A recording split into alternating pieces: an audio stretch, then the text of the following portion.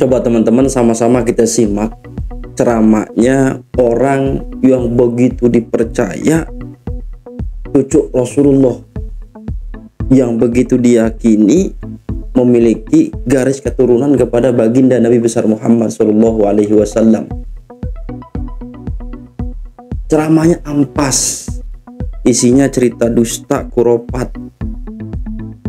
Nanti dituduh kita, ketika kita mengkritisi seperti ini, kita dituduh sebagai Mu'tazilah, orang yang nggak percaya karomah. Semacam lampu begitu. Ini cerita sales lampu ya. Habib. Antum kapan perlu panggil khaddam ini, dia nurut sama antum. Dia nurut sama yang megang lampu ini. Ini hadiah buat antum dari anak-anak ngerasa umurnya nggak lama lagi. Meninggal. Dibawa. Ini lampu dibawa. Dites sama nih Habib. Masih di Mekah nih. Dites. Suruh keluar. Keluar ini jin. Jadi kayak Aladin tuh emang ada kayak Aladin begitu. Ya. Jin nurut. Dia bilang, syuf, yaljan, hey, wahai jin.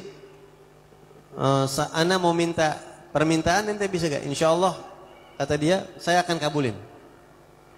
Minta apa antum? Dia mau tes yang paling, dan jin ini punya kemampuan yang dahsyat ya. Orang-orang yang tahu jin pasti tahu itu. Dia bilang, tolong bawakan ana satu peti harta karun Persia yang ada di lautan Persia. Coba itu bisa gak? Ini jin ngilang. Dia langsung ambilin satu peti begitu, yang isinya tuh barang-barang berharga manusia. Dihadirin di depan dia. Anda pernah ngomong sama orang mantan kejawen, beneran kayak gini ada. Saya dulu kejawen, Beb. Saya dulu hobi, jin itu dahsyat kata dia. Punya kemampuan yang sangat-sangat luar biasa. Orang bisa goyang akidah. Makanya banyak orang yang makanya musyrik lepas sama Allah. Tapi ini bukan dari masalah musyriknya, tapi memang dia punya kemampuan itu. Jin itu lihat, jin ifrit di zaman Nabi Sulaiman bisa mendatangkan singgasana dalam waktu yang sekejap. Beda cerita lah itu sama Nabi Sulaiman. Dia punya kemampuan dahsyat. Binti siapa? Akhirnya jin ini datangin satu peti dari Persia, masih basah nih petinya. Subhanallah, dilihat sama dia bener, nih bandanya banyak banget nih barang-barang ini. Akhirnya kata Habib tadi, Anda cuma ngetes doang, balikin lagi. Dibalikin lagi tuh peti, ente masuk lagi ke tempat ente, ke rumah ente, dibawa. Pulanglah dia dari Mekah ke Hadramut, ke Masileh.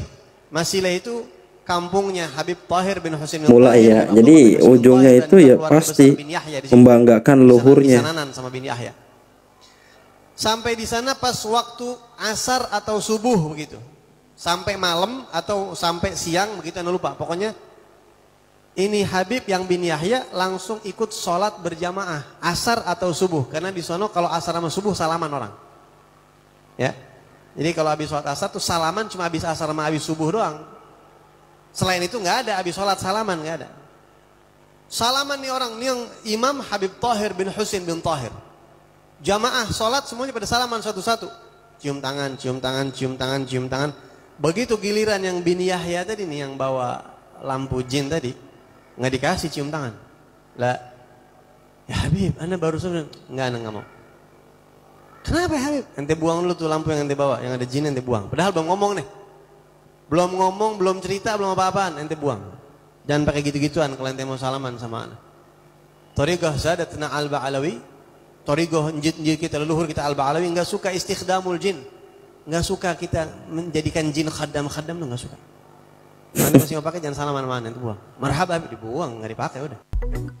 Ya jadi ujung-ujungnya itu ya tetap membanggakan leluhurnya dengan cerita-cerita kropat, cerita bohong.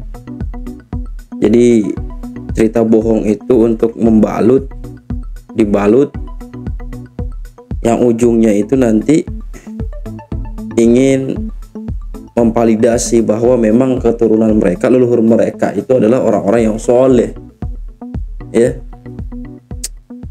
Maka cerita-cerita seperti ini yang bikin umat itu mundur. Ya Allah, kalau cerita kayak gini ceramah ya siapa juga bisa, nggak mesti orang yang lihat mukanya mentang-mentang mukanya karap-arapan, pakai peci, wah, modal tampang, makanya jangan ketipu. sama tampang. Kalau dia kemudian ngaku tokoh agama tapi ceramahnya nggak isi, nggak berbobot, nggak membuat kita berpikir, buat apa? Makanya tegas ya. Hal itu disampaikan oleh Gus Islah Nahrawi. Memang faktanya banyak sekarang tuh penceramah tokoh agama tapi tidak menyajikan keilmuan untuk umat. Kita simak ceramah dari Gus Islah Nahrawi.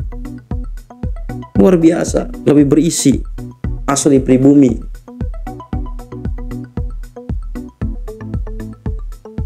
Saya akhir tahun kemarin sengaja untuk melakukan studi komparasi ke berbagai negara di Timur Tengah sampai ke Afrika Utara. Karena saya betul-betul concern ketika mendengar kabar bahwa banyak sekali generasi muda Islam di Timur Tengah dan Afrika Utara itu menjadi ateis. Saya sangat concern di situ dan saya menemui beberapa ulama di banyak negara sampai ke Tunis, sampai ke Benghazi, ke Libya.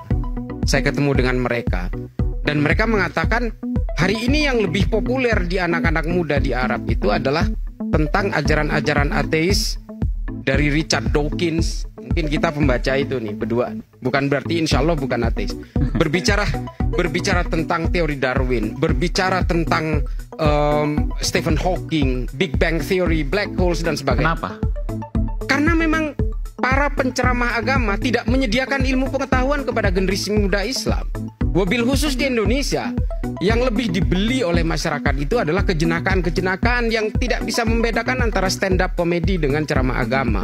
Bukan berarti ceramah agama tidak boleh lucu, tapi narasi besar dari sebuah ceramah itu adalah tentang keilmuan.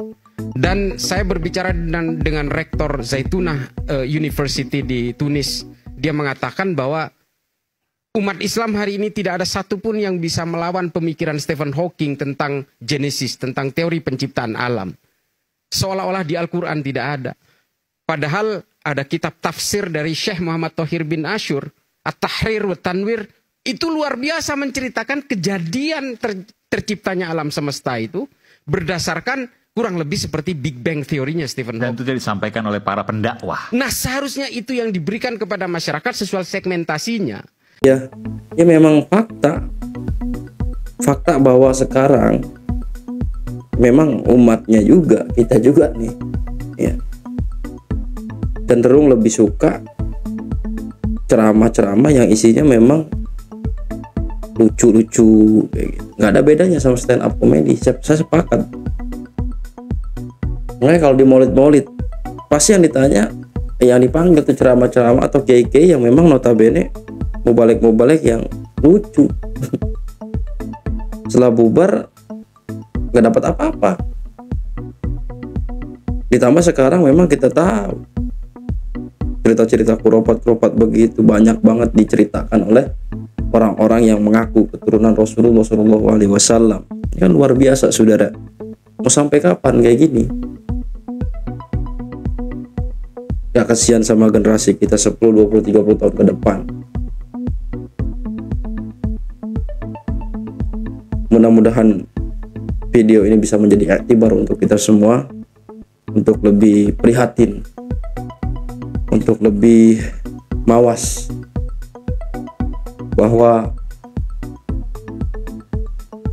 generasi penerus bangsa, pemuda-pemudi kita adalah penentu jalan bagaimana nanti nasib bangsa kita, agama kita di masa yang akan datang. Inna fiyadi syubban amril ummah wa fi aqdamihim hayataha. Assalamualaikum warahmatullahi wabarakatuh.